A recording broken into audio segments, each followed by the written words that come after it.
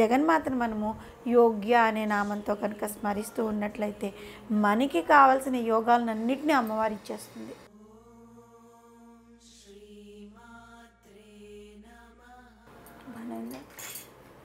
శ్రీమాత్రే నమః.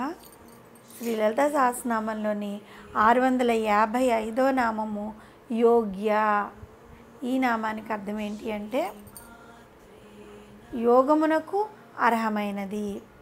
అంటే యోగ స్వరూపురాలు, దివ్య యోగ స్వరూపిణి జగన్మాత కదా. అత్యంత దివ్యమైన యోగ స్వరూపిణి అమ్మవారు. అటువంటి యోగ్యురాలు కనుకనే ఆ తల్లి తన భక్తులకు సకల అదృష్టాలను ప్రసాదిస్తూ ఉంటుంది. విష్ణు పురాణము మనస్సును మరియు ఇంద్రియాలను ఇంద్రియ విషయముల నుండి అరికట్టి జీవాత్మకు పరమాత్మకు ఏకత్వ భావాన్ని కలిగజేయటే యోగము అని వివరించింది. అయితే మానవ జీవితంలో అనేకమైన వాటిని పొందాలనే కోరిక మనకి ఎక్కువగా ఉంటుంది. అవి పొందాలని మనం ఏం చేస్తాము, ఎంతో శ్రమ పడతాము, కష్టపడతాము, చివరికి వాటిని సాధించి అవి దొరికిన తర్వాత అనుకుంటా అబ్బా ఇంకేముంది, జీవితం ఆనందమయం, ఇంకా ఈ ఆనందం ఈ జీవితానికి చాలు అనుకుంటాం.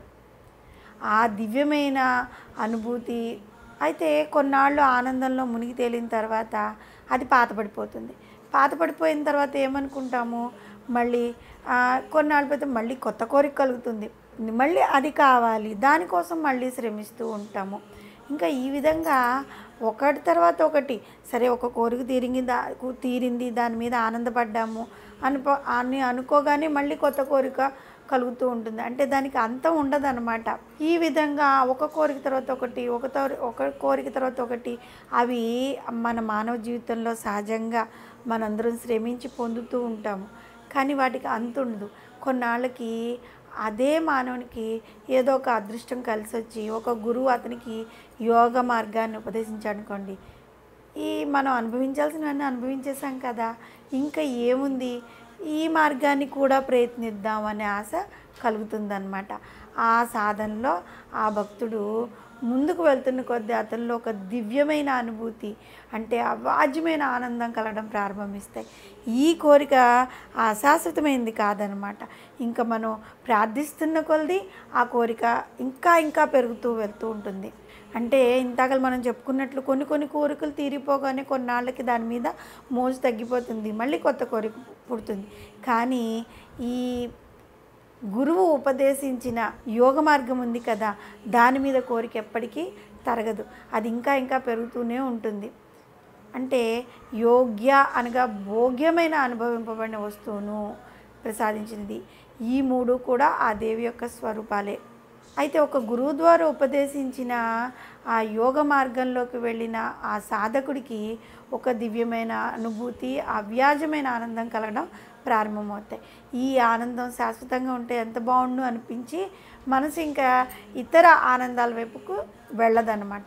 అటువంటి యోగ విద్యనే యోగ్యమైన విధానము అంటూ ఉంటారు. ఆ యోగ్యమైన విధానమును ప్రసాదించే మాతయే సాక్షాత్తు జగన్మాత. యోగిని అంటే అనుభవించువాడైన జీవుడు, యోగద అంటే అటువంటి భోగములను ఇచ్చినది అయిన అంతర్యామి అయిన మాత అన్నమాట. యోగ్య అనగా భోగ్యమైన అనుభవింపదగిన వస్తువు. ఈ మూడు కూడా ఆ దేవి యొక్క స్వరూపాలే కదా.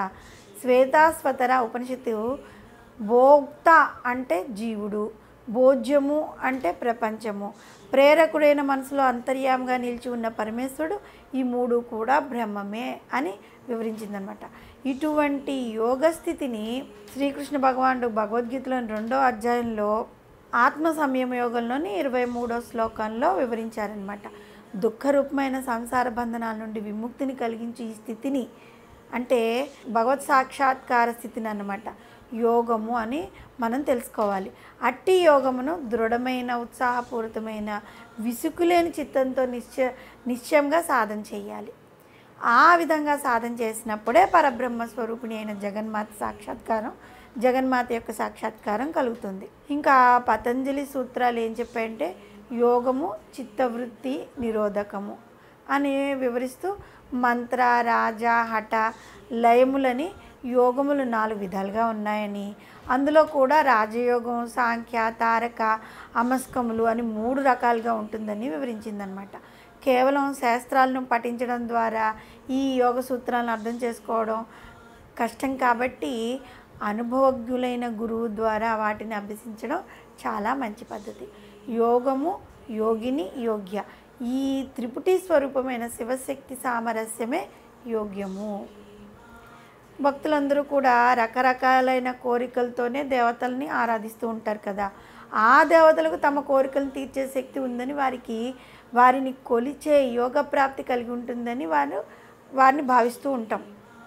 పరబ్రహ్మ స్వరూపిణైన జగదీశ్వరి లలితా త్రిపుర సుందరి సర్వదేవతా స్వరూపిణిగా సర్వయోగదాన శక్తి సంపది కలది అవడం వల్ల ఆ తల్లిని యోగ్య అనే నామంతో వసన్యాది వాగ్దేవతలు కొలిచారు. జ్యోతిష్ శాస్త్రంలో మంగళ యోగిని మొదలు సంకట యోగిని వరకు 8 మంది యోగులు ఉన్నారని, అట్టి యోగిని స్వరూపురాలు జగన్మాత అని వివరించారనమాట. యోగ స్వరూపురాలు అత్యంత దివ్యమైన యోగ స్వరూపిణి, తన భక్తులకు సకల అదృష్టములను ప్రసాదించినది.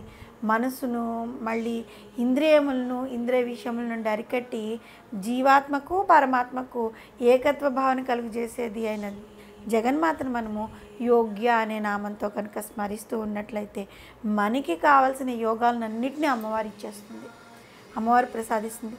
చివరికి ఆ కోరికలన్నీ తీరిపోయిన తర్వాత ఆ భక్తుడిని అమ్మవారు ఏం చేస్తుంది అంటే, ఇంకా ఈ కోరికలన్నీ తీరిపోయాయి అని చెప్పి ఏదైతే అమ్మవారి దగ్గరికి వెళ్ళే మోక్ష మార్గము ఉంటుందో, యోగము ఉంటుందో ఆ యోగాన్ని అమ్మవారు మనకి ప్రసాదిస్తుంది. ఒక గురువుని తీసుకొస్తుంది, అమ్మవారి ఈ గురువు ద్వారా నువ్వు ఆ దారిలోకి వెళ్ళు అని చెప్పి నేర్పిస్తుంది. అమ్మవారే తీసుకెళ్తుంది.